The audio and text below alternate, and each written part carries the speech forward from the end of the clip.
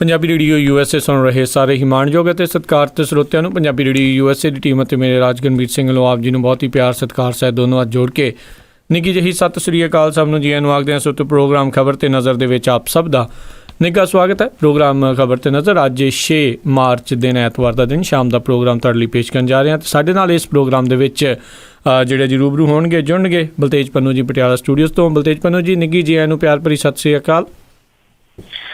ਸਤਿ ਸ਼੍ਰੀ ਅਕਾਲ ਜੀ, ਧੰਨਵਾਦ ਜੀ, ਬਹੁਤ ਮਿਹਰਬਾਨੀ। ਸਾਡੇ ਅੱਜ ਦੇ ਇਸ ਖਬਰ ਤੇ ਨਜ਼ਰ ਪ੍ਰੋਗਰਾਮ ਨੂੰ ਸਪਾਂਸਰ ਕਰਦੇ ਨੇ ਖਾਲਸਾ ਇੰਸ਼ੋਰੈਂਸ ਏਜੰਸੀ ਵਾਲੇ, ਜਿਨ੍ਹਾਂ ਦੇ ਕੋਲੋਂ ਤੁਸੀਂ ਹਰ ਤਰ੍ਹਾਂ ਦੀ ਇੰਸ਼ੋਰੈਂਸ ਕਰਵਾ ਸਕਦੇ ਹੋ। ਇੰਸ਼ੋਰੈਂਸ ਬਾਰੇ ਪਤਾ ਕਰਨ ਲਈ ਕਾਲ ਕਰੋ ਨੰਬਰ 408-272-2500 4082722500। ਇਸ ਦੇ ਨਾਲ ਸੁਰਜੀਤ ਸਿੰਘ ਖੰਗੂੜਾ ਸੈਨ ਹੋਜ਼ੇ ਤੋਂ, ਗੁਰਦੀਪ ਸਿੰਘ ਵਿਰਦੀ ਕਲੋਵਿਸ ਤੋਂ, ਨਵਜੋਤ ਕੌਰ ਕਲੋਟੀ ਯੂਬਾ ਸਿਟੀ ਤੋਂ, ਸਤਨਾਮ ਸਿੰਘ ਸ਼ੇਰਗਿੱਲ ਸੈਲਮਾ ਤੋਂ, ਸੁਰਿੰਦਰ ਕੌਰ ਧਾਮੀ ਸੀਰੀਜ਼ ਤੋਂ, ਬਲਦੇਵ ਸਿੰਘ ਢਾਲੀਵਾਲ ਰੀਨੋ ਤੋਂ, ਸੁਰਿੰਦਰ ਸਿੰਘ ਕਾਲੋ ਰੈਂਚੋ ਕੋਡੋਵਾ ਤੋਂ, ਕਾਬਲ ਸਿੰਘ ਬੈਂਸ ਮੋਡੈਸਟੋ ਤੋਂ, ਦਲਬੀਰ ਸਿੰਘ ਗਿੱਲ ਲਾਈਵ ਓਕ ਤੋਂ। ਇਹਨਾਂ ਸਾਰਿਆਂ ਦਾ ਬਹੁਤ ਬਹੁਤ ਧੰਨਵਾਦ। ਜੇਕਰ ਤੁਸੀਂ ਜਾਂ ਕੋਈ ਹੋਰ ਕਾਰੋਬਾਰ ਇਸ ਪ੍ਰੋਗਰਾਮ ਨੂੰ ਸਪਾਂਸਰ ਕਰਨਾ ਚਾਹੁੰਦੇ ਹੋ ਤਾਂ ਸੰਪਰਕ ਕਰ ਸਕਦੇ ਹੋ ਨੰਬਰ 408-722-7698 4087227698 ਦੇ ਉੱਤੇ। ਅਤੇ ਪੰਨੂ ਜੀ ਗੱਲਬਾਤ ਦਾ ਸਿਲਸਿਲਾ ਸ਼ੁਰੂ ਕਰਦੇ ਹਾਂ ਵੀ ਅੱਤਵਾਦੀ ਵੜਨ ਦੀਆਂ ਖਬਰਾਂ ਦੇ ਨਾਲ ਜਿਹੜਾ ਜੀ ਕਹਿ ਲਓ ਵੀ ਸਹਿਮ ਦਾ ਵੀ ਮਾਹੌਲ ਆ ਅਤੇ ਕਾਫੀ ਅਫੜਾ ਤਫੜੀ ਹੈ ਜੀ। ਐਕਚੁਅਲੀ ਇਹ ਪਹਿਲੀ ਵਾਰੀ ਜਿਹੜਾ ਜੀ ਉਹ ਦੱਸਿਆ ਜਾ ਰਿਹਾ ਕਿ ਪਾਕਿਸਤਾਨ ਦੀ ਤਰਫੋਂ ਜਿਹੜਾ ਜੀ ਉਹ ਸੂਹ ਦਿੱਤੀ ਗਈ ਆ ਕਿ ਕੁਝ ਜਿਹੜੇ ਅੱਤਵਾਦੀ ਨੇ ਉਹ ਭਾਰਤ ਵਾਲੇ ਸਾਈਡ ਦੇ ਉੱਤੇ ਜਿਹੜੇ ਆ ਜੀ ਉਹ ਦਾਖਲ ਹੋ ਗਏ ਨੇ।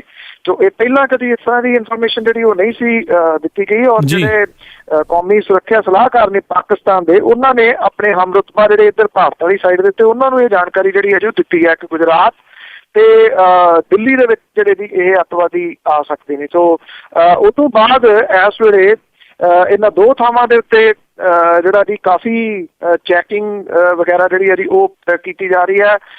ਗੁਜਰਾਤ ਜੰਮੂ ਕਸ਼ਮੀਰ ਦੇ ਵਿੱਚ ਹਾਈ ਅਲਰਟ ਜਿਹੜਾ ਜੀ ਉਹ ਜਾਰੀ ਕੀਤਾ ਗਿਆ।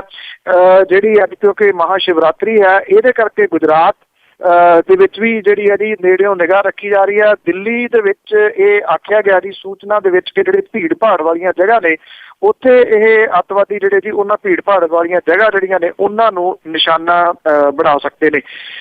ਥਾਂ ਥਾਂ ਦੇ ਉੱਤੇ ਚੈਕਿੰਗ ਜਿਹੜੀ ਹੈ ਜੀ ਉਹ ਜਾਰੀ ਹੈ। ਵੈਸੇ ਇਹ ਕੋਈ ਪਹਿਲੀ ਵਾਰੀ ਨਹੀਂ ਹੈ ਕਿ ਅਲਰਟ ਜਿਹੜਾ ਆਇਆ ਹੋਵੇ ਤੇ ਪੁਲਿਸ ਜਿਹੜੀ ਹੈ ਜੀ ਉਹ ਸੁਚੇਤ ਹੋ ਗਈ ਹੋਵੇ। ਅਲਰਟ ਤਾਂ ਜਿਹੜਾ ਜੀ ਪਹਿਲਾਂ ਵੀ ਆਉਂਦੇ ਰਹਿੰਦੇ ਨੇ, ਪਰ ਇਸ ਅਲਰਟ ਨੂੰ ਇਸ ਕਰਕੇ ਵਧਾ ਚੜਾ ਕੇ ਕੁਝ ਜਿਹੜਾ ਜ਼ਿਆਦਾ ਦੱਸਿਆ ਜਾ ਰਿਹਾ ਕਿ ਵਿਰੋਧੀ ਤਰ੍ਹਾਂ ਜਿਹੜੀਆਂ ਕਿ ਘੇਰਦੀਆਂ ਰਹੀਆਂ ਨੇ ਪ੍ਰਧਾਨ ਮੰਤਰੀ ਨਰਿੰਦਰ ਮੋਦੀ ਹੋਰਾਂ ਨੂੰ ਉਹਨਾਂ ਦੇ ਪਾਕਿਸਤਾਨੀ ਦੌਰੇ ਨੂੰ ਲੈ ਕੇ ਸ਼ਾਇਦ ਇਹ ਦੱਸਣ ਦੀ ਕਿਤੇ ਨਾ ਕਿਤੇ ਕੋਸ਼ਿਸ਼ ਹੈ ਜੀ ਕਿ ਦੇਖੋ ਉਸ ਦੌਰੇ ਦਾ ਅਸਰ ਸੀਗਾ ਤੇ ਉੱਥੋਂ ਜਿਹੜੀ ਜਾਣਕਾਰੀ ਆ ਉਹ ਮਿਲਣੀ ਸ਼ੁਰੂ ਹੋ ਗਈ ਹੈ ਜੀ।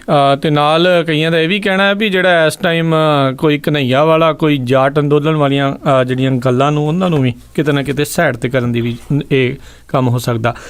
ਅਗਲੀ ਜਿਹੜੀ ਆਪਾਂ ਗੱਲ ਕਰਦੇ ਹਾਂ SYL ਦੀ ਜਿਹੜੀ ਮਸ਼ੀਨਰੀ ਕਬਾੜ ਦੇ ਭਾਅ ਵੇਚੀ ਜਾਵੇਗੀ। ਤੇ ਕਿਸੇ ਨੇ SYL ਦਾ ਦਫ਼ਤਰ ਜਿਹੜਾ ਜੀ ਉਹ ਦੇਖਿਆ ਹੋਵੇ ਚੰਡੀਗੜ੍ਹ ਦੇ ਵਿੱਚ, ਤੇ ਉੱਥੇ ਜਿਹੜੀਆਂ ਖੜੀਆਂ ਕਾਰਾਂ ਨੇ ਜਿਹੜੀਆਂ ਅੰਬੈਸਡਰ ਗੱਡੀਆਂ ਸਨ ਉਦੋਂ ਉਹ ਗਲਦੀਆਂ ਹੌਲੀ ਹੌਲੀ ਉਹਨਾਂ ਦੇ ਟਾਇਰ, ਉਹਨਾਂ ਦੇ ਰਿਮ, ਉਹਨਾਂ ਦੀ ਬੋਡੀ ਜਿਹੜੀ ਜੀ ਉਹ ਸਾਰੀ ਗਲ ਗਈ। ਉਹ ਖੜੀਆਂ ਨੇ ਜੀ ਅਜੇ ਵੀ ਉਸ ਜਗ੍ਹਾ ਦੇ ਉੱਤੇ। ਜਿਹੜੇ ਅਫਸਰ ਨੇ ਉਹ ਤਨਖਾਹ ਲੈਂਦੇ ਰਹੇ ਨੇ, ਬਹੁਤੇ ਉਹਦੇ ਵਿੱਚੋਂ ਜਿਹੜੇ ਰਿਟਾਇਰ ਹੋ ਗਏ। ਗਾਂ ਤਾਂ ਬੇਸ਼ੱਕ ਉਹਦੀ ਭਰਤੀ ਨਹੀਂ ਕੀਤੀ ਗਈ, ਪਰ ਬਿਨਾਂ ਵਜ੍ਹਾ ਦਾ ਜਿਹੜਾ ਜੀ ਇਹ ਖਰਚਾ ਸੂਬਿਆਂ ਦੇ ਉੱਤੇ ਜ਼ਰੂਰ ਜਿਹੜਾ ਜੀ ਉਹ ਪੈਂਦਾ ਰਿਹਾ। 27 ਸਾਲ ਪਹਿਲਾਂ ਇਹ ਕੰਟਰੋਵਰਸ਼ੀਅਲ ਜਿਹੜੀ ਸਤਲੁਜ ਯਮੁਨਾ ਲਿੰਕ ਨਹਿਰ ਹੈ, ਇਹਦਾ 2 ਹਾਈਡਲ ਪਾਵਰ ਪ੍ਰੋਜੈਕਟਾਂ ਦੇ ਵਾਸਤੇ ਜਿਹੜੀ 1999 ਦੇ ਵਿੱਚ ਇਹ ਮਸ਼ੀਨਰੀ ਖਰੀਦੀ ਗਈ ਸੀ 27 ਕਰੋੜ ਰੁਪਈਏ ਦੀ। ਮਸ਼ੀਨਰੀ ਨੂੰ ਕਿਸੇ ਨੇ ਨਾ ਤਾਂ ਕਿਉਂਕਿ ਵਰਤਿਆ ਤੇ ਨਾ ਇਹ ਕੀਤਾ ਜੀ ਕਿ ਇਹਨੂੰ ਵੇਚ ਦਿੱਤਾ ਜਾਵੇ ਕਿਤੇ ਹੋਰ, ਕਿਉਂਕਿ ਜੇ ਵੇਚਿਆ ਜਾਂਦਾ ਤਾਂ ਫਿਰ SYL ਦਾ ਮੁੱਦਾ ਖਤਮ ਹੋ ਜਾਣਾ ਸੀਗਾ ਤੇ ਉਹ ਵੇਚੀ ਨਹੀਂ ਗਈ। ਹੁਣ ਉਹ ਬਣ ਗਈ ਜੀ ਕਬਾੜ ਸਾਰੀ ਦੀ ਸਾਰੀ। ਔਰ ਹੁਣ ਇਹਨੂੰ ਜਿਹੜੀ ਆ ਜੀ ਆਕਸ਼ਨ ਦੇ ਵਿੱਚ ਵੇਚਿਆ ਜਾਊਗਾ ਔਰ ਵੇਚਿਆ ਜਾਊਗਾ ਇਹਨੂੰ ਕਬਾੜ ਦੇ ਭਾਅ ਦੇ ਉੱਤੇ। ਮਸ਼ੀਨਰੀ ਬਹੁਤ ਆ ਜੀ, ਇਹ ਤੁਸੀਂ ਅੰਦਾਜ਼ਾ ਲਾ ਸਕਦੇ ਹੋ, ਇੱਕ ਹੈਵੀ ਮਸ਼ੀਨਰੀ ਆ। 27 ਕਰੋੜ ਰੁਪਈਆ ਉਦੋਂ ਦਾ, ਜੇ ਅੱਜ ਦਾ ਹੋਵੇ ਤੇ ਘੱਟੋ ਘੱਟ ਨਹੀਂ ਤਾਂ ਤੁਸੀਂ ਲਾ ਕੇ ਚੱਲ ਸਕਦੇ ਹੋ ਕਿ 100 ਕਰੋੜ ਤੋਂ ਉੱਤੇ ਦੀ ਇਹ ਮਸ਼ੀਨਰੀ ਸੀਗੀ। ਪਰ ਹੁਣ ਜਾਣੀ ਹੈ ਜੀ ਇਹ ਲੋਹੇ ਦੇ ਭਾਅ ਜਿਹੜਾ ਜੀ ਇਹ ਜਿਹੜੀ ਮਸ਼ੀਨਰੀ ਜਾਊਗੀ। ਪਰ ਜਵਾਬ ਤੇ ਕੋਈ ਨਹੀਂ ਹੋਊਗਾ ਬੰਦਾ ਕਿ 27 ਸਾਲ ਹੋ ਗਏ ਇਹਨੂੰ ਸਤਲੁਜ ਯਮੁਨਾ ਲਿੰਕ ਨਹਿਰ ਦਾ ਜਿਹੜਾ ਜੀ ਕੰਮ ਬੰਦ ਹੋਏ ਨੂੰ। ਤੋਂ ਟੁੱਟੀ ਪਈ ਜਿਹੜੀ ਸਤਲੁਜ ਯਮੁਨਾ ਲਿੰਕ ਨਹਿਰ ਹੈ ਜੀ, ਨਾ ਉਹਨੂੰ ਰਿਪੇਅਰ ਜਿਹੜੀ ਕੀਤੀ ਜਾ ਸਕਦੀ ਆ। ਉਹਦਾ ਕਾਰਨ ਇਹ ਹੈ ਕਿ ਇਹ ਮਾਮਲਾ ਜਿਹੜਾ ਜੀ ਸਾਰੇ ਦਾ ਸਾਰਾ ਸੁਪਰੀਮ ਕੋਰਟ ਦੇ ਵਿੱਚ ਹੈ। ਜੀ ਸਵਾਲ ਜਿਹੜਾ ਜੀ ਇਹਦੇ ਵਿੱਚੋਂ ਇਹ ਵੀ ਉੱਠਦਾ ਕਿ ਅੱਜ ਇਹ SYL ਦਾ ਮੁੱਦਾ ਜਿਹੜਾ ਜੀ ਉਹ ਕਿਉਂ ਉਭਾਰਿਆ ਜਾ ਰਿਹਾ। ਸ਼ਾਇਦ ਇਲੈਕਸ਼ਨਾਂ ਦਾ ਵਰ੍ਹਾ ਉਹ ਹੋਣ ਕਰਕੇ SYL ਦਾ ਮੁੱਦਾ ਜਿਹੜਾ ਸੀਗਾ ਜੀ ਰਾਜੀਵ ਲੌਂਗੋਵਾਲ ਸਮਝੌਤੇ ਦੇ ਵਿੱਚ ਵੀ ਇੱਕ ਅਹਿਮ ਪੱਖ ਸੀਗਾ। ਜਦੋਂ ਰਾਜੀਵ ਲੌਂਗੋਵਾਲ ਸਮਝੌਤਾ ਹੀ ਮਰ ਗਿਆ, ਜਦੋਂ ਉਹਦੀ ਕੋਈ ਗੱਲ ਹੀ ਨਹੀਂ, ਕੋਈ ਜ਼ਿਕਰ ਨਹੀਂ, ਫਿਰ ਉਹਦੇ ਵਿੱਚੋਂ SYL ਜਿਹੜੀ ਹੈ ਨਾ ਜੀ ਉਹਦਾ ਚਾਹੇ ਕਬਾੜ ਦੇ ਰੂਪ ਦੇ ਵਿੱਚ ਹੈ, ਚਾਹੇ ਉਹ ਅਦਾਲਤੀ ਫੈਸਲਿਆਂ ਦੇ ਰੂਪ 'ਚ ਹੈ, ਚਾਹੇ ਅਦਾਲਤ ਦੇ ਵਿੱਚ ਜਿਹੜੀ ਪੰਜਾਬ ਸਰਕਾਰ ਹੈ ਉਹਦੇ ਵੱਲੋਂ ਦਿੱਤੇ ਗਏ ਜਵਾਬ ਦੇ ਰੂਪ ਦੇ ਵਿੱਚ ਹੈ ਜੀ, ਇਹ ਮੁੱਦਾ ਉੱਪਰ ਹੀ ਕਿਉਂ ਰਿਹਾ? ਜਦੋਂ ਇੱਕ ਸਮਝੌਤਾ ਹੀ ਖਤਮ ਹੋ ਗਿਆ, ਫਿਰ ਉਹਦੇ ਵਿੱਚੋਂ ਇੱਕ ਮੱਤ ਜਿਹੜੀ ਹੈ ਜੀ ਉਹ ਫੜ ਕੇ ਉਹਨੂੰ ਕਿਸੇ ਨਾ ਕਿਸੇ ਤਰੀਕੇ ਨਾਲ ਉਭਾਰਨ ਦੇ ਜਿਹੜੇ ਯਤਨ ਨੇ, ਨਹੀਂ ਤਾਂ ਕਬਾੜ ਤਾਂ ਇਹ ਪਿਛਲੇ ਬਹੁਤ ਸਾਰੇ ਸਾਲਾਂ ਤੋਂ ਪਿਆ ਹੋਇਆ ਜੀ, ਇਹ ਹੁਣ ਵੇਚਣ ਦਾ ਚੇਤਾ ਕਿਉਂ ਆਇਆ? ਜੀ ਬਿਲਕੁਲ ਜੀ, ਪੋਲੀਟੀਕਲ ਮਾਈਲੇਜ ਜਿੱਦਾਂ ਮਿਲਦੀ ਹੋਵੇ ਲੈਣੀ ਹੁੰਦੀ ਇਹਨਾਂ ਨੇ। ਅਗਲੀ ਗੱਲ ਕਰੀਏ ਵੀ ਔਰਤਾਂ ਦੇ ਰਾਖਵਾਂਕਰਨ ਮੁੱਦੇ ਦੇ ਉੱਤੇ ਪ੍ਰਧਾਨ ਮੰਤਰੀ ਮੋਦੀ ਚੁੱਪ। ਐਕਚੁਅਲੀ ਇੱਕ ਦਿਨ ਪਹਿਲਾਂ ਰਾਸ਼ਟਰਪਤੀ ਜਿਹੜੇ ਪ੍ਰਣਬ ਮੁਖਰਜੀ ਤੇ ਉਪ ਰਾਸ਼ਟਰਪਤੀ ਹਮਿਦ ਅੰਸਾਰੀ ਹੋਰਾਂ ਨੇ ਦੋਨਾਂ ਨੇ ਆਪਣੇ ਭਾਸ਼ਣ ਦੇ ਵਿੱਚ ਇੱਕ ਗੱਲ ਬੜੇ ਜ਼ੋਰਦਾਰ ਤਰੀਕੇ ਦੇ ਨਾਲ ਉਭਾਰੀ ਸੀਗੀ ਕਿ ਜਿਹੜੀਆਂ ਔਰਤਾਂ ਨੇ ਉਹਨਾਂ ਦਾ ਰਾਖਵਾਂਕਰਨ ਜਿਹੜਾ ਜੀ ਉਹ ਹੋਣਾ ਚਾਹੀਦਾ ਹੈ, ਭਾਵ ਕਿ 33% ਉਹਨਾਂ ਦੀ ਹਿੱਸੇਦਾਰੀ ਜਿਹੜੀ ਆ ਜੀ ਉਹ ਬਣਾਈ ਜਾਵੇ ਸਰਕਾਰ ਦੇ ਵਿੱਚ, ਪਾਰਲੀਮੈਂਟ ਦੇ ਵਿੱਚ ਔਰ ਰਾਜ ਸਭਾ ਦੇ ਵਿੱਚ ਹੋਵੇ ਉਹਨਾਂ ਦੀ ਹਿੱਸੇਦਾਰੀ। ਔਰ ਉਹਨਾਂ ਦੋਨਾਂ ਨੇ ਇਹ ਮੁੱਦਾ ਉਭਾਰਿਆ ਸੀਗਾ ਕਿ ਇਹਦੇ ਵਾਸਤੇ ਜਿਹੜੀਆਂ ਸਰਕਾਰਾਂ ਨੇ, ਰਾਜ ਸਰਕਾਰਾਂ, ਉਹਨਾਂ ਦੇ ਉੱਤੇ ਵੀ ਇਹ ਜਿਹੜਾ ਕੀਤਾ ਜਾਵੇ ਕਿ 33% ਸੀਟਾਂ ਜਿਹੜੀਆਂ ਨੇ ਉਹ ਔਰਤਾਂ ਨੂੰ ਦਿੱਤੀਆਂ ਜਾਣ।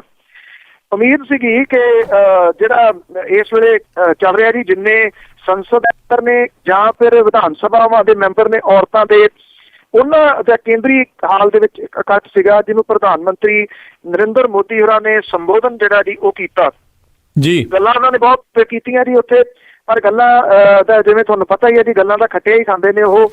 ਉਹਨਾਂ ਨੇ ਗੱਲਾਂ ਸਾਰੀਆਂ ਜਿਹੜੀਆਂ ਜੀ ਉਹ ਕੀਤੀਆਂ, ਆਹ ਹੋਣਾ ਚਾਹੀਦਾ, ਉਹ ਹੋਣਾ ਚਾਹੀਦਾ, ਇੱਥੋਂ ਤੱਕ ਕਹਿਤਾ ਕਿ ਔਰਤਾਂ ਜਿਹੜੀਆਂ ਨੇ ਉਹਨਾਂ ਨੂੰ ਮਰਦਾਂ ਦੇ ਮੁਕਾਬਲੇ ਤੇ ਬਰਾਬਰ ਬਣਾਇਆ ਜਾਵੇ। ਉਹ ਕਹਿੰਦੇ ਜੀ ਕਿ ਮਰਦ ਕੌਣ ਹੁੰਦੇ ਨੇ ਜਿਹੜੇ ਔਰਤ ਨੂੰ ਬਰਾਬਰਤਾ ਵਾਲਾ ਜਿਹੜਾ ਜੀ ਹੱਕ ਦਵਾ ਸਕਣ? ਉਹ ਕਹਿੰਦੇ ਇਹ ਤਾਂ ਪਹਿਲਾਂ ਹੀ ਬਰਾਬਰ ਨੇ।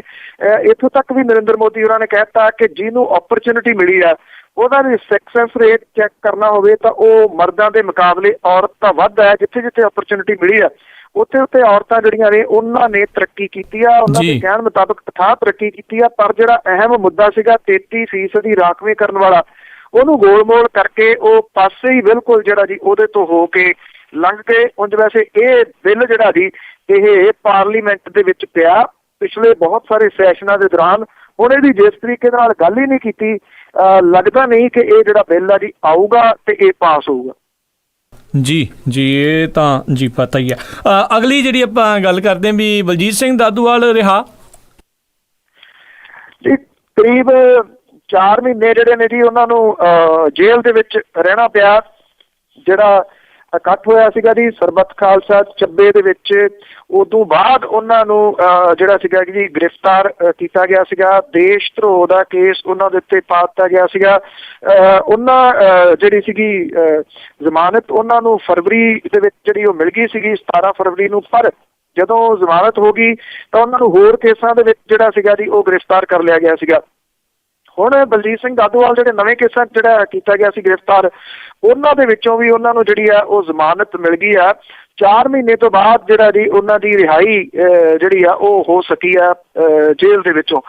ਔਰ ਉਹਨਾਂ ਨੇ ਬਾਹਰ ਆ ਕੇ ਇਹ ਗੱਲ ਆਖੀ ਆ ਜੀ ਕਿ ਜਿੰਨੇ ਬਾਕੀ ਹੋਰ ਗ੍ਰਿਫਤਾਰ ਕੀਤੇ ਗਏ ਨੇ ਉਹਨਾਂ ਦੀ ਵੀ ਰਿਹਾਈ ਜਿਹੜੀ ਆ ਹੋਣੀ ਚਾਹੀਦੀ ਆ। ਅੱਗੋਂ ਕੀ ਪ੍ਰੋਗਰਾਮ ਹੋਊਗਾ ਇਹਦੇ ਵਾਸਤੇ ਉਹਨਾਂ ਨੇ ਕਿਹਾ ਕਿ ਬਾਕੀਆਂ ਨਾਲ ਮਿਲ ਬੈਠ ਕੇ ਜਿਹੜਾ ਜੀ ਉਹ ਆਪਣੀ ਅਜੇ ਰਾਏ ਜਿਹੜੀ ਅਗਲੀ ਕਰਨਗੇ। ਇਹ ਵੀ ਦੱਸ ਦਈਏ ਕਿ ਜਿਹੜੇ ਜਥੇਦਾਰ ਥਾਪੇ ਗਏ ਸੀ ਤਖਤਾਂ ਦੇ, ਉਹਦੇ ਵਿੱਚ ਬਲਜੀਤ ਸਿੰਘ ਦਾਦੂਵਾਲ ਹੋਰਾਂ ਦਾ ਨਾਮ ਵੀ ਜਿਹੜਾ ਉਹ ਸ਼ਾਮਲ ਸੀਗਾ।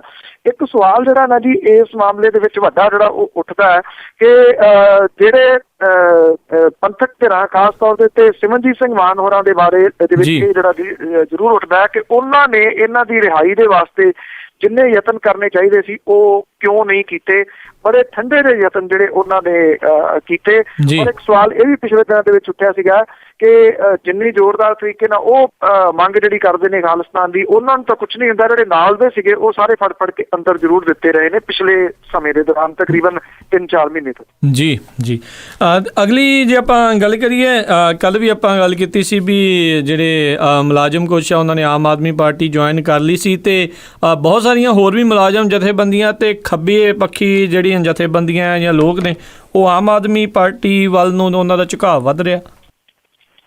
ਇਹ ਆਉਣ ਜਾਣ ਦਾ ਜਿਹੜਾ ਕਾਫੀ ਬਣਿਆ ਹੋਇਆ ਜੀ ਵੱਖ-ਵੱਖ ਸਿਆਸੀ ਪਾਰਟੀਆਂ ਤੇ ਜਿਹੜੀ ਸੱਤਾਧਾਰੀ ਧਿਰ ਹੈ ਉਹਨੂੰ ਛੱਡ ਕੇ ਉਹਦੇ ਵਿੱਚੋਂ ਤਾਂ ਬਾਹਰ ਜਿਹੜਾ ਜੀ ਉਹ ਜਾ ਰਹੇ ਨੇ, ਪਰ ਅੰਦਰ ਜਿਹੜਾ ਉਹਨਾਂ ਦੇ ਹਾਲ ਦੀ ਘੜੀ ਤਾਂ ਕੋਈ ਵੱਡਾ ਨਾਮ ਜਿਹੜਾ ਜੀ ਉਹ ਸੁਣਨ ਨੂੰ ਨਹੀਂ ਮਿਲਿਆ। ਹਾਂ, ਵੱਡੇ ਵੱਡੇ ਨਾਮ ਜਿਹੜੇ ਨੇ ਉਹ ਕਾਂਗਰਸ ਦੇ ਵਿੱਚ ਜ਼ਰੂਰ ਜਿਹੜਾ ਜੀ ਉਹ ਪਰਤੇ ਨੇ, ਔਰ ਕਾਂਗਰਸੀ ਕੁਝ ਜਿਹੜੇ ਨੇ ਉਹ ਪਤਾ ਹੀ ਹੈ ਸਾਰੇ ਕਿ ਆਮ ਆਦਮੀ ਪਾਰਟੀ ਦੇ ਵਿੱਚ ਜਿਹੜੇ ਆਏ ਨੇ। ਹੁਣ ਜਿਹੜੀਆਂ ਪੰਜਾਬ ਦੀਆਂ ਮੁਲਾਜ਼ਮ ਜਥੇਬੰਦੀਆਂ ਨੇ ਤੇ ਖੱਬੀਆਂ ਧਿਰਾਂ ਜਿਹੜੀਆਂ ਨੇ ਉਹਨਾਂ ਨੂੰ ਤੋੜਨ ਦੇ ਵਾਸਤੇ ਜਿਹੜੀ ਮੁਹਿੰਮ ਹੈ ਇੱਕ ਉਹ ਆਮ ਆਦਮੀ ਪਾਰਟੀ ਦੇ ਵੱਲੋਂ ਚਲਾਈ ਜਾ ਰਹੀ ਹੈ। ਜਿਵੇਂ ਆਪਾਂ ਸਾਂਝਾ ਕੀਤਾ ਸੀਗਾ ਕਿ ਜਿਹੜੀ ਮੁਲਾਜ਼ਮ ਜਥੇਬੰਦੀ ਹੈ ਇੱਕ ਵੱਡੀ ਹਰੀ ਸਿੰਘ ਟੌੜਾ ਹੋਰੀ, ਉਹਦੇ ਇੱਕ ਪੰਜਾਬ ਸਟੇਟ ਕਰਮਚਾਰੀ ਦਲ ਦੇ ਜਿਹੜੇ ਪ੍ਰਧਾਨ ਨੇ, ਉਹ ਆਪਣੇ ਸਮਰਥਕਾਂ ਦੇ ਨਾਲ ਜਿਹੜਾ ਜੀ ਆਏ ਨੇ ਇਹਦੇ ਆਮ ਆਦਮੀ ਪਾਰਟੀ ਦੇ ਵਿੱਚ। ਔਰ ਹੁਣ ਜਿਹੜੀਆਂ ਜੀ ਕੁਝ ਹੋਰ ਮੁਲਾਜ਼ਮ ਜਥੇਬੰਦੀਆਂ ਜਿਹੜੀਆਂ ਨੇ ਉਹ ਆਮ ਆਦਮੀ ਪਾਰਟੀ ਦਾ ਪੱਲਾ ਫੜਨ ਦੇ ਵਾਸਤੇ ਤਿਆਰ ਬੈਠੀਆਂ ਨੇ। ਇਹ ਕਿਹਾ ਜਾ ਰਿਹਾ ਜੀ ਕਿ ਜਿਹੜੀ ਆਮ ਆਦਮੀ ਪਾਰਟੀ ਦੀ ਲੀਡਰਸ਼ਿਪ ਹੈ ਉਹਦੇ ਵੱਲੋਂ ਇਹਨਾਂ ਨੂੰ ਸ਼ਾਮਲ ਕੀਤਾ ਜਾਊਗਾ। ਦੂਜੇ ਜਿਹੜੇ ਕਾਮਰੇਡ ਜਿਹੜੇ ਨਿਰਾਸ਼ ਹੋ ਕੇ ਘਰਾਂ ਦੇ ਵਿੱਚ ਬੈਠੇ ਨੇ ਉਹਨਾਂ ਦੇ ਨਾਲ ਵੀ ਨਿਰੰਤਰ ਜਿਹੜਾ ਜੀ ਉਹ ਰਾਬਤਾ ਇਹਨਾਂ ਦੇ ਵੱਲੋਂ ਕੀਤਾ ਜਾ ਰਿਹਾ। ਨਾਜਰ ਸਿੰਘ ਜਿਹੜੇ CPI ਦੇ ਨੇ, ਪੰਜਾਬ ਦੀ ਸੂਬਾ ਕਮੇਟੀ ਦੇ ਮੈਂਬਰ ਨੇ, ਔਰ ਉਹਨਾਂ ਦੀ ਪਤਨੀ ਜਿਹੜੀ ਹੈ ਜੀ ਉਹ ਜਨਵਾਦੀ ਇਸਤਰੀ ਸਭਾ ਪੰਜਾਬ ਦੀ ਪ੍ਰਧਾਨ ਸੁਰਿੰਦਰ ਕੌਰ ਜਿਹੜੀ ਹੈ, ਔਰ ਇਹਦੇ ਨਾਲ ਮੁਲਾਜ਼ਮ ਜਥੇਬੰਦੀਆਂ ਦੇ ਆਗੂ ਨੇ ਸੁਖਦੇਵ ਸਿੰਘ ਬੜੀ।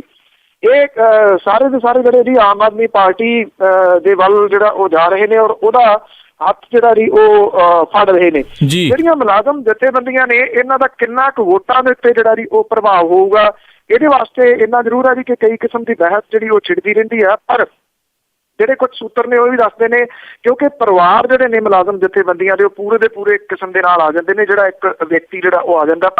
ਇਹ ਵੋਟਾਂ ਦੇ ਵਿੱਚ ਜਿਹੜਾ ਜੀ ਉਹ ਕਿੰਨਾ ਤਬਦੀਲ ਹੋਣਗੇ ਇਹਦੇ ਵਾਸਤੇ ਤਾਂ ਮੇਰਾ ਖਿਆਲ ਇੰਤਜ਼ਾਰ ਜਿਹੜਾ ਜੀ ਉਹ ਸਮੇਂ ਦਾ ਹੀ ਕਰਨਾ ਪਊਗਾ। ਪਰ ਇਹ ਜਿਹੜਾ ਆਉਣ ਜਾਣ ਵਾਲਾ ਸਿਲਸਿਲਾ ਹੈ ਉਹਦੇ ਬਾਰੇ ਇਹ ਕਿਹਾ ਜਾ ਸਕਦਾ ਜੀ ਕਿ ਆਉਂਦੇ ਦਿਨਾਂ ਦੇ ਦੌਰਾਨ ਇਹ ਹੋਰ ਪੰਜਾਬ ਦੇ ਵਿੱਚ ਜਿਹੜਾ ਜੀ ਉਹ ਵਧੂਗਾ। ਖਾਸ ਤੌਰ ਦੇ ਉੱਤੇ ਦੋ ਜਿਹੜੀਆਂ ਧਿਰਾਂ ਨੇ, ਇੱਕ ਤਾਂ ਕਾਂਗਰਸ ਤੇ ਇੱਕ ਆਮ ਆਦਮੀ ਪਾਰਟੀ ਜਿਹੜੀ ਹੈ ਜੀ ਉਹ ਜਦੋਂ ਜਿਹੜਾ ਜੀ ਇੱਕ ਦੂਜੇ ਨੂੰ ਦਿਖਾਉਣ ਦੇ ਵਾਸਤੇ ਬੰਦੇ ਲਿਆ ਰਹੀਆਂ ਨੇ। ਜੀ ਅਗਲੇ ਜਿਹੜੀ ਆਪਾਂ ਗੱਲਬਾਤ ਦੇ ਵੱਲ ਜੇ ਵਧੀਏ, ਕਾਂਸ਼ੀ ਰਾਮ ਹੁਣਾਂ ਦੇ ਪਰਿਵਾਰ ਦੇ ਉੱਤੇ ਕਈ ਸਿਆਸੀ ਧਿਰਾਂ ਦੀ ਅੱਖ ਆ। ਇਹ ਵੀ ਇਸੇ ਚੀਜ਼ ਦੇ ਨਾਲ ਹੀ ਜੁੜਿਆ ਹੋਇਆ ਤਕਰੀਬਨ ਜਿਹੜੀ ਹੈ ਜੀ ਇਹ ਖਬਰ ਹੈ ਕਿ ਬਾਬੂ ਕਾਸ਼ੀ ਰਾਮ ਹੋਰਾਂ ਦਾ ਜਿਹੜਾ ਜਨਮ ਦਿਨ ਹੈ ਉਹਨੂੰ ਜਿਹੜਾ ਮਨਾਇਆ ਜਾ ਰਿਹਾ, ਉਹਨੂੰ ਲੈ ਕੇ ਸਿਆਸਤ ਜਿਹੜੀ ਹੈ ਨਾ ਜੀ ਉਹ ਇਸ ਵੇਲੇ ਕਾਫੀ ਪੱਕ ਗਈ ਹੈ। ਪੰਜਾਬ ਦੇ ਵਿੱਚ ਜਿਹੜੀ ਵੋਟ ਹੈ ਜੀ ਇਸ ਸਮਾਜ ਦੀ, ਜਿਹੜੀ ਦਲਿਤ ਭਾਈਚਾਰੇ ਦੀ, ਉਹ ਬਹੁਤ ਜ਼ਿਆਦਾ ਹੈ। 32-33% ਦੇ ਕਰੀਬ ਜਿਹੜੀ ਹੈ ਜੀ ਉਹ ਵੋਟ ਹੈ।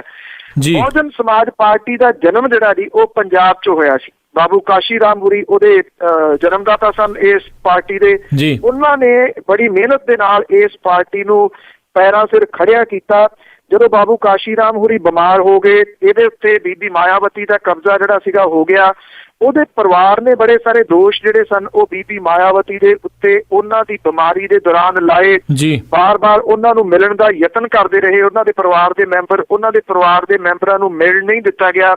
ਇਹ ਵੀ ਉਦੋਂ ਗੱਲਾਂ ਬੜੀਆਂ ਉਭਰੀਆਂ ਸਨ ਕਿ ਬਾਬੂ ਕਾਸ਼ੀ ਰਾਮ ਹੋਰਾਂ ਨੂੰ ਇੱਕ ਕਿਸਮ ਦੇ ਨਾਲ ਕੈਦ ਕਰਕੇ ਜਿਹੜਾ ਜੀ ਉਹ ਰੱਖਿਆ ਹੋਇਆ ਬੀਬੀ ਮਾਇਆਵਤੀ ਹੋਰਾਂ ਨੇ। ਇਹ ਸਾਰੀਆਂ ਗੱਲਾਂ ਦੇ ਚੱਲਦਿਆਂ ਹੁਣ ਕਿਉਂਕਿ ਵਰ੍ਹਾ ਆ ਗਿਆ ਜੀ ਚੋਣਾਂ ਆ ਗਈਆਂ ਨੇੜੇ, ਤੇ 15 ਮਾਰਚ ਨੂੰ ਰੋਪੜ ਦੇ ਵਿੱਚ ਬਾਬੂ ਕਾਸ਼ੀ ਰਾਮ ਹੋਰਾਂ ਦਾ ਜਨਮ ਦਿਨ ਜਿਹੜਾ ਜੀ ਉਹ ਮਨਾਇਆ ਜਾ ਰਿਹਾ। ਬਾਬੂ ਕਾਸ਼ੀ ਰਾਮ ਹੋਰਾਂ ਦੇ ਪਰਿਵਾਰ ਦੇ ਕੋਲੇ ਜਾ ਰਹੇ ਨੇ ਜੀ ਆਮ ਆਦਮੀ ਪਾਰਟੀ ਦੇ ਨੈਸ਼ਨਲ ਕਨਵੀਨਰ ਅਰਵਿੰਦ ਕੇਜਰੀਵਾਲ ਹੋਰੀ। ਔਰ ਦੂਜੇ ਪਾਸੇ ਜਿਹੜੀ ਬਹੁਜਨ ਸਮਾਜ ਪਾਰਟੀ ਹੈ ਉਹ ਨਵੇਂ ਸ਼ਹਿਰ ਦੇ ਵਿੱਚ ਬਾਬੂ ਕਾਸ਼ੀ ਰਾਮ ਹੋਰਾਂ ਦੇ ਜਨਮ ਦਿਨ ਦੇ ਮੌਕੇ ਦੇ ਉੱਤੇ ਰੈਲੀ ਕਰਨ ਜਾ ਰਹੀ ਹੈ, ਜਿਹਦੇ ਵਿੱਚ ਬਸਪਾ ਦੀ ਪ੍ਰਧਾਨ ਜਿਹੜੀ ਆ ਬੀਬੀ ਮਾਇਆਵਤੀ ਉਹ ਉਸ ਦਿਨ ਇਸ ਰੈਲੀ ਦੇ ਵਿੱਚ ਆਊਗੀ। ਔਰ ਬਹੁਜਨ ਸਮਾਜ ਪਾਰਟੀ ਜਿਹੜੀ ਹੈ ਜੀ ਉਹ ਆਪਣੀਆਂ ਤਿਆਰੀਆਂ ਸ਼ੁਰੂ ਕਰੂਗੀ ਪੰਜਾਬ ਚੋਣਾਂ ਦੇ ਵਾਸਤੇ। ਐਕਚੁਅਲੀ ਜਿਹੜੀ ਜੋੜ ਤੋੜ ਦੀ ਰਾਜਨੀਤੀ ਸੀ ਉਹਦੇ ਵਿੱਚ ਕਿਉਂਕਿ ਇਲਜ਼ਾਮਬਾਜ਼ੀ ਜਿਹੜੀ ਆ ਉਹ ਬੀਬੀ ਮਾਇਆਵਤੀ ਹੋਰਾਂ ਦੇ ਉੱਤੇ ਲੱਗਦੀ ਰਹੀ ਆ ਕਿ ਉਹ ਦੂਜੀਆਂ ਪਾਰਟੀਆਂ ਦੇ ਨਾਲ ਗੰਢ ਧੁੱਪ ਜਿਹੜੀ ਹੈ ਜੀ ਉਹ ਕਰਕੇ ਆਪਣੇ ਉਮੀਦਵਾਰ ਖੜੇ ਕਰ ਦਿੰਦੀ ਹੈ, ਤਾਂ ਕਿ ਇੱਕ ਜਿਹੜੀ ਧਿਰ ਹੈ, ਕਿਸੇ ਟਾਈਮ ਇਹ ਸਮਝਿਆ ਜਾਂਦਾ ਹੁੰਦਾ ਸੀਗਾ ਕਿ ਬਹੁਜਨ ਸਮਾਜ ਪਾਰਟੀ ਜਿਹੜੀ ਹੈ ਜੀ ਜਾਂ ਦਲਿਤ ਭਾਈਚਾਰਾ ਜਿਹੜਾ ਜੀ ਉਹ ਕਾਂਗਰਸ ਦਾ ਪੱਕਾ ਵੋਟ ਬੈਂਕ ਹੁੰਦਾ ਸੀ। ਜਦੋਂ ਬਹੁਜਨ ਸਮਾਜ ਪਾਰਟੀ ਆਈ ਤਾਂ ਉਹ ਕਾਂਗਰਸ ਦਾ ਵੋਟ ਬੈਂਕ ਖੁਰ ਗਿਆ। ਪਿਛਲੀਆਂ ਜਿਹੜੀਆਂ ਲੋਕ ਸਭਾ ਦੀਆਂ ਚੋਣਾਂ ਸੀਗੀਆਂ ਜੀ ਉਹਦੇ ਵਿੱਚ ਇਹ ਜਿਹੜਾ ਵੋਟ ਬੈਂਕ ਸੀਗਾ ਦਲਿਤ ਭਾਈਚਾਰੇ ਵਾਲਾ, ਇਹ ਕਾਂਗਰਸ ਤੋਂ ਤਾਂ ਪਾਸੇ ਹੋਇਆ ਹੀ ਸੀਗਾ, ਬਹੁਜਨ ਸਮਾਜ ਪਾਰਟੀ ਤੋਂ ਵੀ ਪਾਸੇ ਹੋਇਆ। ਬਹੁਤਾ ਜਿਹੜਾ ਸੀਗਾ ਜੀ ਉਹ ਭੁਗਤਿਆ ਆਮ ਆਦਮੀ ਪਾਰਟੀ ਦੇ ਹੱਕ ਦੇ ਵਿੱਚ, ਜਿਹਦੇ ਕਰਕੇ ਆਮ ਆਦਮੀ ਪਾਰਟੀ ਦੀ ਜਿਹੜੀ ਨਿਗਾਹ ਜੀ ਉਹ ਵੀ ਇਸ ਵੋਟ ਬੈਂਕ ਦੇ ਉੱਤੇ ਆ। ਜੇਕਰ ਬੀਬੀ ਮਾਇਆਵਤੀ ਜਿਹੜੀ ਹੈ ਜੀ ਉਹ ਉਸ ਦਿਨ ਆ ਕੇ ਕਿਹਨੂੰ ਨਿਸ਼ਾਨੇ ਤੇ ਲੈਂਦੀ ਆ, ਕਿਉਂਕਿ ਕਾਂਗਰਸ ਤੇ ਅਕਾਲੀ ਦਲ ਦੇ ਨਿਸ਼ਾਨੇ ਦੇ ਉੱਤੇ ਤਾਂ ਆਮ ਆਦਮੀ ਪਾਰਟੀ ਜਿਹੜੀ ਹੈ ਜੀ ਉਹ ਹੈਗੀ ਆ। ਹੁਣ ਜਦੋਂ ਕਿ ਆਮ ਆਦਮੀ ਪਾਰਟੀ ਦੇ ਨਾਲ ਇਹ ਤੁਰ ਪਿਆ ਸੀਗਾ ਬਹੁਤਾ ਜਿਹੜਾ ਇਹਦਾ ਵੋਟ ਬੈਂਕ ਪਿਛਲੀ ਲੋਕ ਸਭਾ ਚੋਣਾਂ ਦੇ ਦੌਰਾਨ, ਉਹਨੂੰ ਕਿਵੇਂ ਤੋੜਿਆ ਜਾਊਗਾ ਬੀਬੀ ਮਾਇਆਵਤੀ ਦੇ ਵੱਲੋਂ, ਇਹ ਸਵਾਲ ਹੈ। ਔਰ ਇਹ ਵੀ ਇੱਕ ਸਵਾਲ ਹੈ ਕਿ ਕੀ ਬਹੁਜਨ ਸਮਾਜ ਪਾਰਟੀ ਦਾ ਪੰਜਾਬ ਦੇ ਵਿੱਚੋਂ ਪੱਕੇ ਤੌਰ ਦੇ ਉੱਤੇ ਖਾਤਮਾ ਹੋ ਜਾਊਗਾ ਜੇ ਵਿਧਾਨ ਸਭਾ ਚੋਣਾਂ ਦੇ ਦੌਰਾਨ ਵੀ ਉਹਦੀ ਕਾਰਗੁਜ਼ਾਰੀ ਲੋਕ ਸਭਾ ਚੋਣਾਂ ਵਾਲੀ ਜਾਂ ਪਿਛਲੀਆਂ ਵਿਧਾਨ ਸਭਾ ਵਾਲੀ ਰਹੀ। ਜੀ ਅਗਲੀ ਗੱਲ ਕਰੀਏ, ਦਰਬਾਰ ਸਾਹਿਬ ਦੇ ਨਜ਼ਦੀਕ ਜਿੰਨੇ ਵੀ ਹੋਟਲ ਨੇ ਉਹ ਕਾਨੂੰਨੀ ਘੇਰੇ ਦੇ ਵਿੱਚ ਲਿਆਉਣ ਦੀਆਂ ਤਿਆਰੀਆਂ। ਐਕਚੁਅਲੀ ਜੀ ਇਹਨਾਂ ਦੇ ਲੈ ਕੇ ਰੌਲਾ ਰੱਪਾ ਤਾਂ ਬੜੀ ਦੇਰ ਤੋਂ ਪੈਂਦਾ ਰਿਹਾ ਜੀ, ਕਿਉਂਕਿ ਜਿਹੜਾ ਪੋਲਿਊਸ਼ਨ ਹੈ ਉਹ ਬਹੁਤ ਜ਼ਿਆਦਾ ਹੈ ਇਸ ਏਰੀਏ ਦੇ ਵਿੱਚ। ਜਿਹੜੀਆਂ ਪੋਲਿਊਸ਼ਨ ਦੇ ਵਾਸਤੇ ਜਿਹੜੀਆਂ ਵੱਖ-ਵੱਖ ਜਥੇਬੰਦੀਆਂ ਜਿਹੜੀਆਂ ਲੜਦੀਆਂ ਨੇ ਇਹਦੇ ਅਗੇਂਸਟ, ਉਹਨਾਂ ਦੇ ਨਿਸ਼ਾਨੇ ਦੇ ਉੱਤੇ ਹੋਟਲ ਰਹਿੰਦੇ ਨੇ, ਕਿਉਂਕਿ ਇਹਨਾਂ ਹੋਟਲਾਂ ਨੇ ਜਨਰੇਟਰ ਵਗੈਰਾ ਜਿਹੜੇ ਨੇ ਆਪਣੀਆਂ ਛੱਤਾਂ ਦੇ ਉੱਤੇ ਲਾਏ ਹੋਏ ਨੇ, ਜਿਹੜੇ ਡੀਜ਼ਲ ਤੇ ਚੱਲਦੇ ਨੇ। ਡੀਜ਼ਲ ਤੇ ਬਣਨ ਵਾਲਾ ਧੂੰਆਂ ਜਿਹੜਾ ਜੀ ਉਹ ਇਸ ਵਾਤਾਵਰਨ ਨੂੰ ਪਲੀਤ ਕਰ ਰਿਹਾ ਸਾਰੇ ਨੂੰ। ਜਿਹੜਾ ਸੋਨਾ ਲੱਗਿਆ ਉਹ ਵੀ ਕਾਲਾ ਹੋ ਰਿਹਾ, ਜਿਹੜੇ ਦਰਖਤ ਵਗੈਰਾ ਨੇ ਉਹਨਾਂ ਦੇ ਉੱਤੇ ਵੀ ਜਿਹੜਾ ਅਸਰ ਹੋਇਆ ਸੀਗਾ ਪੋਲਿਊਸ਼ਨ ਦਾ, ਉਹਦਾ ਰੀਜ਼ਨ ਜਿਹੜਾ ਜੀ ਇਹ ਹੋਟਲ ਹੀ ਕਹੇ ਜਾਂਦੇ ਨੇ। 125 ਦੇ ਕਰੀਬ ਹੋਟਲਾਂ ਦੀਆਂ ਇਮਾਰਤਾਂ ਨੇ ਜਿਨ੍ਹਾਂ ਨੂੰ ਨਗਰ ਨਿਗਮ ਦੇ ਵੱਲੋਂ ਨਜਾਇਜ਼ ਜਿਹੜਾ ਜੀ ਉਹ ਕਰਾਰ ਦਿੱਤਾ ਗਿਆ ਜੀ। ਔਰ ਹੁਣ ਕਿਉਂਕਿ ਸਾਰਾ ਕੁਝ ਜੋ ਕੁਝ ਵੀ ਹੁਣ ਹੋਊਗਾ ਨਾ ਜੀ ਉਹ ਹੋਊਗਾ ਵੋਟਾਂ ਨੂੰ ਜਿਹੜਾ ਜੀ ਉਹ ਸਾਹਮਣੇ ਰੱਖ ਕੇ। ਹੁਣ ਜਿਹੜਾ ਇਹਨਾਂ ਨੂੰ ਕਾਨੂੰਨ ਦੇ ਘੇਰੇ ਦੇ ਵਿੱਚ ਲਿਆਉਣ ਦੇ ਵਾਸਤੇ ਸਰਕਾਰ ਦੇ ਵੱਲੋਂ ਇੱਕ ਵਿਸ਼ੇਸ਼ ਨੀਤੀ ਜਿਹੜੀ ਆ ਜੀ ਉਹ ਬਣਾਈ ਜਾ ਰਹੀ ਆ। ਦੂਜੇ ਪਾਸੇ ਇਸ ਨੀਤੀ ਨੂੰ ਅਦਾਲਤ ਦੇ ਵਿੱਚ ਚੁਣੌਤੀ ਦੇਣ ਦੀ ਵੀ ਤਿਆਰੀ ਜਿਹੜੀ ਆ ਜੀ ਉਹ ਹੋ ਰਹੀ ਆ। ਪੰਜਾਬ ਮਨੁੱਖੀ ਅਧਿਕਾਰ ਜਥੇਬੰਦੀ ਜਿਹੜੀ ਹੈ ਜੀ ਉਹਨੇ ਪਹਿਲਾਂ ਵੀ ਸਾਲ 2010 ਦੇ ਵਿੱਚ ਹੋਟਲਾਂ ਦੀ ਇਮਾਰਤਾਂ ਦੇ ਖਿਲਾਫ ਪੰਜਾਬ ਨੂੰ ਪੰਜਾਬ ਹਰਿਆਣਾ ਹਾਈ ਕੋਰਟ ਦੇ ਵਿੱਚ ਚੁਣੌਤੀ ਜਿਹੜੀ ਉਹ ਦਿੱਤੀ ਹੋਈ ਸੀਗੀ। ਇੱਕ ਹੋਰ ਚੁਣੌਤੀ ਜਿਹੜੀ ਹੈ ਜੀ ਉਹ ਦਿੱਤੀ ਜਾ ਰਹੀ ਹੈ। ਅਦਾਲਤ ਦੇ ਵਿੱਚ ਵਿਚਾਰ ਅਧੀਨ ਹੈ ਇਹ ਮਾਮਲਾ, ਔਰ ਸਰਕਾਰ ਜਿਹੜੀ ਹੈ ਜੀ ਇਹਨਾਂ ਹੋਟਲਾਂ ਦੀਆਂ ਨਜਾਇਜ਼ ਇਮਾਰਤਾਂ ਨੂੰ ਕਾਨੂੰਨੀ ਘੇਰੇ ਦੇ ਵਿੱਚ ਲਿਆਉਣ ਦਾ ਯਤਨ ਜਿਹੜਾ ਜੀ ਉਹ ਕਰ ਰਹੀ ਹੈ। ਇਹ ਉਹੀ ਹੋਟਲ ਨੇ ਜਿੱਥੇ ਕਿ ਬਹੁਤ ਵੱਡੀ ਗਿਣਤੀ ਦੇ ਵਿੱਚ ਲੋਕ ਜਿਹੜਾ ਜੀ ਉਹ ਜਾ ਕੇ ਠਹਿਰਦੇ ਨੇ, ਕਿਉਂਕਿ ਜਦੋਂ ਲੋਕ ਜਿਹੜੀਆਂ ਸਰਾਵਾਂ ਬਣੀਆਂ ਹੋਈਆਂ ਨੇ ਬਹੁਤ ਵੱਡੀਆਂ ਵੱਡੀਆਂ ਉੱਥੇ ਜਾ ਕੇ ਮੰਗ ਕਰਦੇ ਨੇ ਕਮਰੇ ਦੀ, ਤੇ ਸ਼ਾਇਦ ਹੀ ਕੋਈ ਹੋਵੇ ਜਿਹਨੂੰ ਪਹਿਲੀ ਤੇ ਇਹ ਕਹਿ ਦਿੱਤਾ ਗਿਆ ਹੋਵੇ ਜੀ ਕਮਰਾ ਹੈਗਾ ਤੇ ਦੱਸੋ ਕਿੰਨੇ ਜਾਣੇ ਕਿੱਥੇ ਰਹਿਣਾ। ਸਭ ਤੋਂ ਪਹਿਲਾਂ ਘੜਿਆ ਘੜਾਇਆ ਜਵਾਬ ਹੁੰਦਾ ਜੀ ਅੰਦਰ ਸਰਾਂ ਤੋਂ ਕਮਰਾ ਖਾਲੀ ਨਹੀਂ ਹੈ ਜੀ। ਜਿੰਨੀ ਦੇਰ ਤੱਕ ਤੁਹਾਡੇ ਕੋਲੇ ਕੋਈ ਸਿਫਾਰਿਸ਼ ਨਹੀਂ ਹੁੰਦੀ ਉਨੀ ਦੇਰ ਤੱਕ ਤੁਹਾਨੂੰ ਸਰਾਂ ਦੇ ਵਿੱਚ ਜਿਹੜਾ ਜੀ ਉਹ ਕਮਰਾ ਨਹੀਂ ਮਿਲਦਾ। ਤੇ ਫਿਰ ਲੋਕ ਜਿਹੜੇ ਨੇ ਜੀ ਜਿਹੜੇ ਯਾਤਰੂ ਆਉਂਦੇ ਨੇ ਉਹ ਰੁੱਖ ਕਰਦੇ ਨੇ ਇਹਨਾਂ ਹੋਟਲਾਂ ਦਾ। ਇਹਨਾਂ ਹੋਟਲਾਂ ਦੀ ਜਿਹੜੀ ਮਿਲੀ ਭੁਗਤ ਆ ਜੀ ਸ਼੍ਰੋਮਣੀ ਗੁਰਦੁਆਰਾ ਪ੍ਰਬੰਧਕ ਕਮੇਟੀ ਦੇ ਕੁਝ ਜਿਹੜੇ ਮੈਂਬਰ ਨੇ ਜਿਹੜੇ ਇਹਨੂੰ ਚਲਾਉਂਦੀ ਹੈ ਸ਼੍ਰੋਮਣੀ ਕਮੇਟੀ, ਉਹਦੇ ਨਾਲ ਜੱਗ ਜ਼ਾਹਰ ਹੈ ਕਿ ਕਿਹੜੇ ਤਰੀਕੇ ਦੇ ਨਾਲ ਜਿਹੜਾ ਜੀ ਇਹ ਸਾਰਾ ਕੁਝ ਚੱਲਦਾ। ਸੋ ਇਹ ਵੀ ਉਹਦੇ ਧਿਆਨ ਦੇ ਵਿੱਚ ਰੱਖ ਕੇ ਹੀ ਕੀਤਾ ਜਾ ਰਿਹਾ, ਪਰ ਕਿਉਂਕਿ ਅਦਾਲਤ ਦੇ ਵਿੱਚ ਵੀ ਇਹਨੂੰ ਚੁਣੌਤੀ ਦੇਣ ਨੂੰ ਕੁਝ ਧਿਰਾਂ ਜਿਹੜੀਆਂ ਜੀ ਉਹ ਤਿਆਰ ਨੇ, ਇਸ ਕਰਕੇ ਇਹ ਨਹੀਂ ਕਿਹਾ ਜਾ ਸਕਦਾ ਕਿ ਇਹ ਕਾਨੂੰਨਨ ਘੇਰੇ ਦੇ ਵਿੱਚ ਆ ਜਾਣਗੇ। ਜੀ ਅਗਲੀ ਜਿਹੜੀ ਗੱਲ ਕਰਦੇ ਆ, ਮੀਂਹ ਝੱਖੜ ਨੇ ਭਾਰੀ ਨੁਕਸਾਨ ਕੀਤਾ। ਐਕਚੁਅਲੀ ਜੀ ਪਿਛਲੇ 24 ਘੰਟਿਆਂ ਦੇ ਦੌਰਾਨ ਕੁਝ ਥਾਵਾਂ ਦੇ ਉੱਤੇ ਬਹੁਤ ਜ਼ਿਆਦਾ, ਕੁਝ ਥਾਵਾਂ ਦੇ ਉੱਤੇ ਘੱਟ ਜਿਹੜਾ ਜੀ ਉਹ ਮੀਂਹ ਪਿਆ। ਸਭ ਤੋਂ ਵੱਧ ਮੀਂਹ ਜਿਹੜਾ ਉਹ ਨਾਭੇ ਦੇ ਵਿੱਚ ਪਿਆ, ਜਿੱਥੇ 55 ਮਿਲੀਮੀਟਰ ਮੀਂਹ ਜਿਹੜਾ ਰਿਕਾਰਡ ਕੀਤਾ ਗਿਆ। ਮੁਕਤਸਰ 'ਚ 42, ਪਟਿਆਲੇ 'ਚ 20, ਮਾਨਸਾ, ਫਤਿਹਗੜ੍ਹ ਸਾਹਿਬ, ਸੰਗਰੂਰ, ਹੁਸ਼ਿਆਰਪੁਰ, ਰੋਪੜ, ਜਲੰਧਰ ਸਾਰੇ ਜਗ੍ਹਾ ਦੇ ਉੱਤੇ ਮੀਂਹ ਜਿਹੜਾ ਜੀ ਉਹ ਪਿਆ। ਔਰ ਮੀਂਹ ਤਾਂ ਕਣਕ ਦੇ ਵਾਸਤੇ ਬਹੁਤ ਵਧੀਆ ਹੈ ਜੀ। ਇਹ ਜਿਹੜੀ ਤਕਰੀਬਨ ਪੱਕਣ ਵੱਲ ਨੂੰ ਵੱਧ ਰਹੀ ਨਿਸਰੀ ਹੋਈ ਜਿਹੜੀ ਕਣਕ ਸੀ, ਪਰ ਉਹਦੇ ਨਾਲ ਜਿਹੜੀ ਹਨੇਰ ਝੁੱਲਿਆ ਬਹੁਤ ਜ਼ਿਆਦਾ, ਹਨੇਰੀ ਬੜੀ ਆਈ, ਝੱਖੜ ਔਰ ਗੜੇਮਾਰੀ ਜਿਹੜੀ ਹੋਈ ਹੈ ਉਹਨੇ ਫਸਲ ਦਾ ਜਿਹੜਾ ਜੀ ਉਹ ਨੁਕਸਾਨ ਕੀਤਾ ਹੈ। ਜਿਹੜੀ ਕਣਕ ਹੈ ਜੀ ਉਹ ਲੰਮੀ ਪੈ ਗਈ ਹੈ, ਔਰ ਲੰਮੀ ਦੇ ਨਾਲ ਕਣਕ ਜਿਹੜਾ ਜੀ ਇਹਦੇ ਝਾੜ ਦੇ ਉੱਤੇ ਇਹਦਾ ਸਿੱਧਾ ਅਸਰ ਪੈਣਾ।